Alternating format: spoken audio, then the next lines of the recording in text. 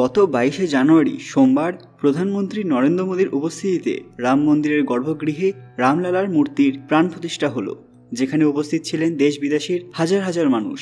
ফলে প্রথম থেকেই উত্তরপ্রদেশে উৎসবের আমেজ। তারকা থেকে শুরু করে সাধারণ মানুষের ভিড় উপচে পড়েছিল সেখানে। সোমবার 22 তারিখ সরকারের তরফে আমন্ত্রণ জানানো হয়েছিল বহু তারকাকেও। রণবীর কাপুর, অমিতাভ বচ্চন, আলিয়া ভাট, কঙ্গনা রানাওয়াত, অক্ষয় কুমার, রণদীপ হুডা সহ অন্যান্য বহু তারকা সেখানে এসেছিলেন।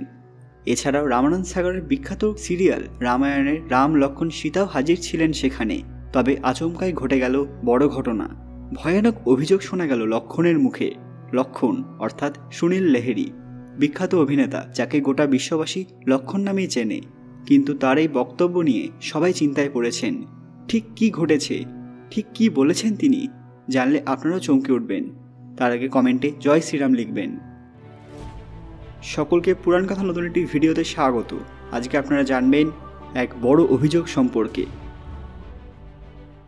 देखने के बाद मैं बहुत निराश हुआ हूँ और मुझे रादर देन ये पूछने के कि क्या पसंद नहीं आया। ভিডিওতে এগোনোর আগে সবাই কাইন্ডলি আমাদের চ্যানেলটি সাবস্ক্রাইব করে নেবেন। যে উৎসব নিয়ে গোটা ভারতবাসী মাতোয়ারা, যেখানে উপস্থিত বহু নামি দামি ব্যক্তিত্ব, এখানে বিশেষ অতিথি হিসেবে এসেছিলেন রামানন্দ সাগরের রামায়ণ সিরিয়ালের বিখ্যাত 3 ব্যক্তিত্ব। রামের চরিত্রে যিনি অভিনয় করেছিলেন সেই অরুণ গভীল, সীতামাতার চরিত্রে যিনি ছিলেন অর্থাৎ দীপিকা চিখলিয়া, পাশাপাশি ছিলেন লক্ষ্মণের চরিত্রের যিনি অভিনয় করেছিলেন সেই সুনীল লাহিড়ী, যিনি গত 17ই জানুয়ারি থেকে অযোধ্যায় ছিলেন। এত খুশির পরিবেশে গিয়েও এমন কি ঘটল যে তিনি অভিযোগ করতে বাধ্য হলেন? সর্বোপরি এ নিয়ে সব মানুষের প্রতিক্রিয়া কি? সুনীল জানিয়েছেন যে গোটা অযোধ্যা জুড়ে এত ভিড় যে থাকার জায়গা পাচ্ছিলেন না। বিশেষ অতিথি হিসেবে আসার পরেও এরকম আশা করেননি। তিনি এও জানিয়েছেন যে নির্ধারিত সময়ের দিন 3 আগে অযোধ্যায় পৌঁছে গিয়েছিলেন তিনি, কারণ এক মিউজিক ভিডিও শ্যুট করার কথা ছিল।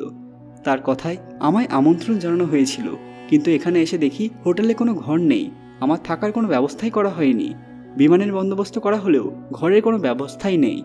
দেশের বিভিন্ন প্রান্ত থেকে ইতিমধ্যেই পুণ্যার্থীরা এসেছিলেন অযোধ্যায়, ফলে কোথাও থাকার জায়গা ছিল না। গোটা দেশের নজর ছিল 22 তারিখের দিকে।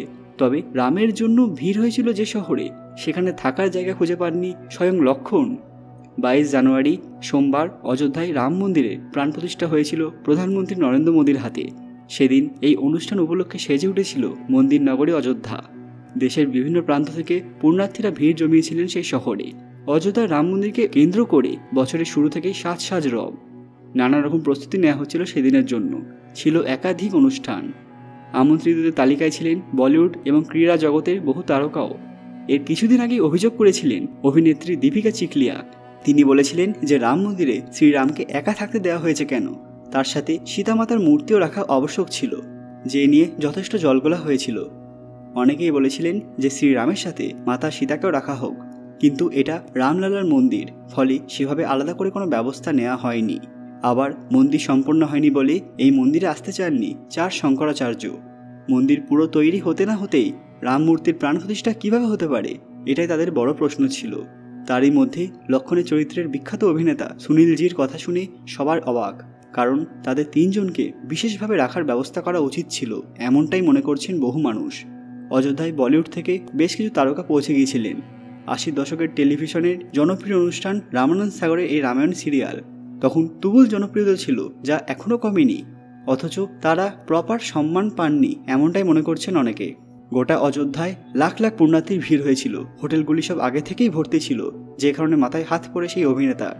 কিভাবে অতগুলো দিন কাটাবেন, কোথায় যাবেন, সেই ভেবে হয়রান হয়ে গিয়েছিলেন তিনি। ঘর নিয়ে বিপাকে পড়লেও অযোধ্যার এই পরিবেশ দেখে তিনি একটু খুশিও ছিলেন।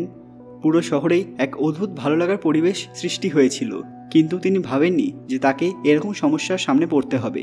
তার এই বক্তব্য কি ঠিক ছিল যে তার জন্য আলাদা ব্যবস্থা করা উচিত ছিল, নাকি তার এই বক্তব্য পুরোপুরি ভুল? আপনাদের মতামত কমেন্ট বক্সে অবশ্যই জানাবেন। আজকের ভিডিওটি লাইক করবেন এবং শেয়ার করে সবাইকে জানার সুযোগ করে দেবেন, কারণ এই ঘটনাগুলি সবার জানা দরকার। কমেন্ট বক্সে জয় শ্রীরাম লিখতে ভুলবেন না।